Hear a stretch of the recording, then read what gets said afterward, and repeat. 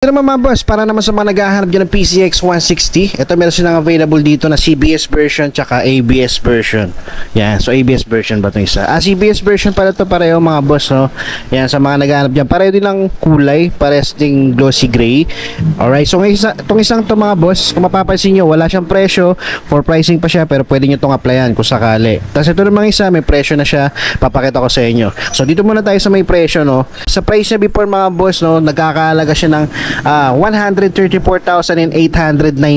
So ngayon, makuha mo na lang siya ng 91,113 mga boss. Tapos yun nga lang, sinasabi ko sa inyo mga boss, kapag ganitong mga motorsiklo, ganitong unit, meron siyang 5,000 na down payment. Yan, 4,600 yung down payment niya mga boss. So maganda lang naman mga boss, no? Hindi naman siya ganun kataas, no? Tapos sa monthly nito for 6 months, 4,134. So sa appearance niya mga boss, napakaganda pa, napakinis pa. Kung mapapansin nyo, all stock pa siya, oh.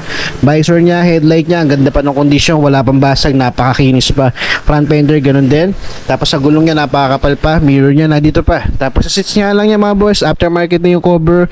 At yun, okay pa naman, wala pa naman butas, no? Tapos kompleto pa siya, grab bar niya nandun pa.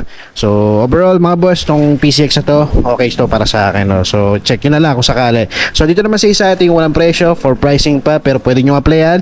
Sa appearance na ito mga boss,